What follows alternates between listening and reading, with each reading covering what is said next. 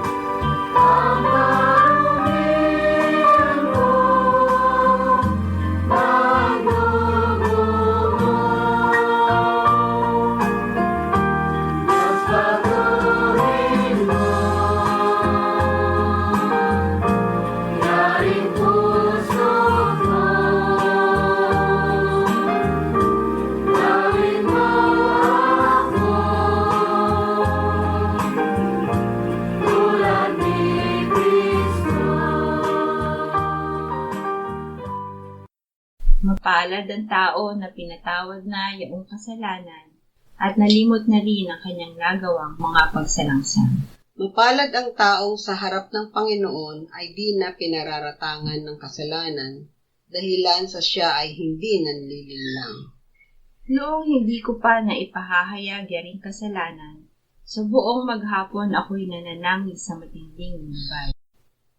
Sa araw at gabi, bigat ng kamay mo ang nararamdaman, ano pa't wala nang nalalabi akong lakas sa katawan. Hamog ang kaparis na dagling na tuyo sa sikat ng araw.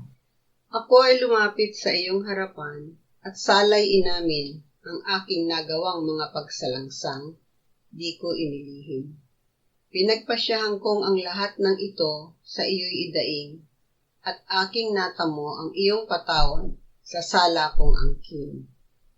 Mga minamahal, sinasabi sa unang Juan, Kabanatang 1, Talatang 9, kung ipinahahayag natin ang ating mga kasalanan, maaasahan nating ipatatawad sa atin ng Diyos ang mga ito, at lilinisin tayo sa lahat ng ating kasamaan, sapagkat siya'y tapat at matuwid. Salamat sa iyo, O Diyos.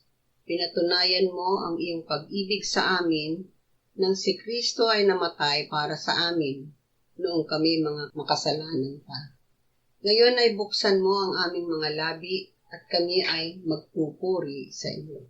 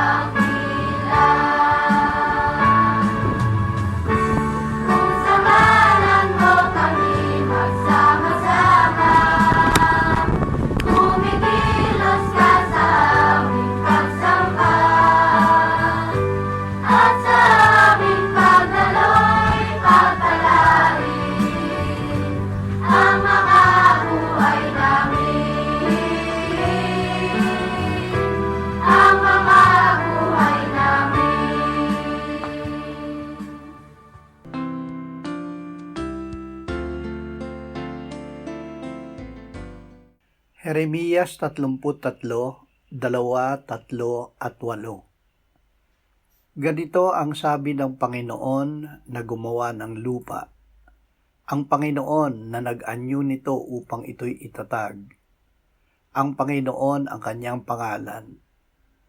Tumawag ka sa akin at ako'y sasagot sa iyo, at magsasabi sa iyo ng mga dakila at makapangyarihang bagay na hindi mo nalalaman. Lilinisin ko sila sa lahat ng kanilang kasamaan, na sa pamamagitan nito'y nagkasala sila laban sa akin, at aking patatawarin ang lahat ng kasamaan na sa pamamagitan nito'y naghimagsik sila laban sa akin. Pagpapatawad at paglilinis ng kasalanan. Hindi lamang iniaalok sa atin ng Diyos ang pagpapatawad ng ating kasalanan. Ipinapangako din niya ang paglilinis nito. Pananampalataya ang paraan ng pagtanggap ng kapatawaran ng Diyos. Pananampalataya rin ang paraan ng pagtanggap ng kanyang paglilinis. Hindi natin magagawa na linisin ang ating sarili sa kasalanan. Ito'y nakakamtan lamang mula sa Diyos sa pamamagitan ng dugo ng kanyang anak na si Jesus. Awit 130, 1-4. Mula sa kalaliman, O Panginoon, ako sa iyo'y dumaing. Panginoon, tinig ko'y pakinggan. Mga pandinig mo'y makinig sa tinig ng aking mga karaingan. Kung ikaw, Panginoon, ay magtatala ng mga kasamaan, O Panginoon, sino kayang makakatagal? Ngunit sa iyo'y may kapatawaran upang ikaw ay katakutan. Pinapawi ang nakatalang kasamaan. Kung hindi ang Diyos ang unang humakbang upang tayo ay patawarin at linisin sa kasalanan, walang sino ba sa atin ang maliligtas. Ang ating mga kasalanan ay nakatala. Ngunit nang tayo ay patawarin ng Diyos, kanyang pinawi at nilinis ang talaan ng kasalanan na laban sa atin.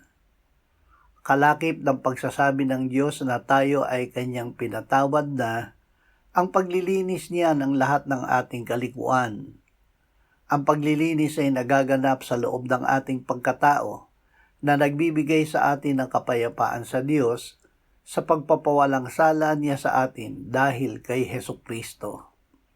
Tito 2:11-14. Nagpakita ang biyaya ng Diyos na nagdadala ng kaligtasan sa lahat ng tao, na nagtuturo sa atin na matapos itakwil ang kasamaan at mga makamundong pagnanasa, ay dapat tayong mamuhay ng may katinuan, matuwid at banal sa kasalukuyang panahon, habang hinihintay natin ang mapalad na pag-asa at ang pagpapakita ng kaluwalhatian ng ating dakilang Diyos at tagapagligtas na si Hesukristo. Siya ang nagbigay ng kanyang sarili alang-alang sa atin upang tayo'y matubos niya sa lahat ng mga kasamaan at pakalinisin para sa kanyang sarili ang sambayanang pag-aari niya na masigasig sa mabubuting gawa. Tinubos at nilinis. Tayo ay tinubos ng Panginoong Hesus sa ating kasalanan sa paraan ng pag-aalay niya ng kanyang sarili na pambayad sa parusang hinihingi ng kautusan. Sa paraan ding ito ay nilinis niya tayo para sa kanyang sarili na maging pag-aari niya. Ang paglilinis ni Jesus ay pagbabago sa loob ng ating pagkatao, kaya tayo ay ginagawa niyang masigasig sa mabubuting gawa. Juan 8:31, 32, 34-36. Pagkatapos ay sinabi ni Jesus sa mga Hudyong sumasampalataya sa kanya, "Kung kayo'y mananatili sa aking salita, tunay ngang kayo'y mga alagad ko. At inyong malalaman ang katotohanan, at ang katotohanan ang magpapalaya sa inyo. Katotohanang sinasabi ko sa inyo, ang bawat nagkakasala ay alipin ng kasalanan. Ang alipin ay walang palagiang lugar sa sambahayan. Ang anak ay may lugar doon magpakailanman. Kaya't kung kayo'y palayain ng anak, kayo'y magiging tunay na malaya. Tunay na kalayaan. Kung tayo ay nananatili sa salita ng Panginoong Hesus, malalaman natin ang katotohanan at ang katotohanan ay magpapalaya sa atin sa kasalanan.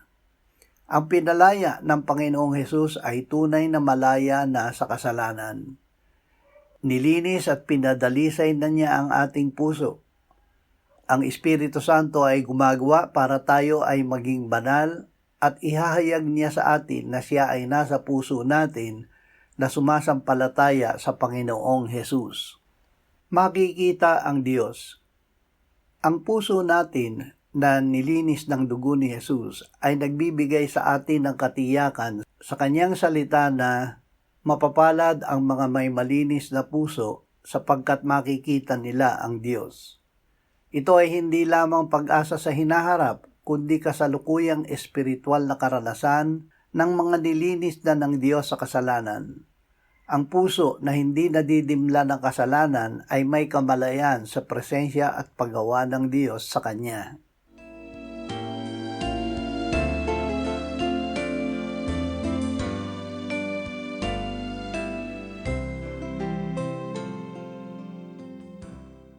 Manalangin tayo.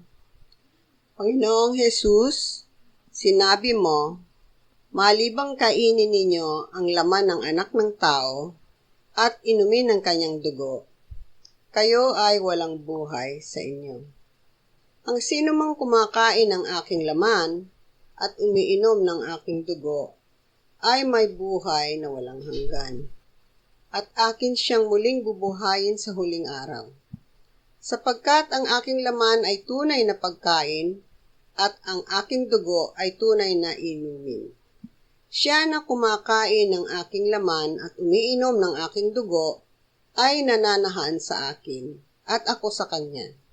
Kung paanong buhay ang Ama na nagsugo sa akin, at ako ay nabubuhay sa pamamagitan ng Ama, gayon din siya na kumakain sa akin, siya man ay mabubuhay sa pamamagitan ko. Panginoong Hesus, aming tagapagligtas, tinatanggap ka namin sa oras na ito bilang aming tinapay ng buhay. Tinatanggap namin ang iyong katawan na ipinako sa krus na matay inilibing, binuhay na muli at iniakyat ng Ama sa kanyang kanan sa langit bilang aming tunay na pagkain. Tinatanggap namin ang iyong dugo na nabuhos sa ikapagpapatawad ng aming kasalanan bilang aming tunay na inumin. Manahan ka at mabuhay ka sa amin upang kami ay mamuhay sa pamamagitan mo kung paanong ikaw ay namuhay sa pamamagitan ng Ama. Salamat Ama, salamat dahil kay Kristo. Kami ngayon ay nakapamumuhay kasama mo kaisa ng Espiritu Santo. Sa iyo ang lahat ng kaluwalhatian ngayon at magpakailanman. Amen.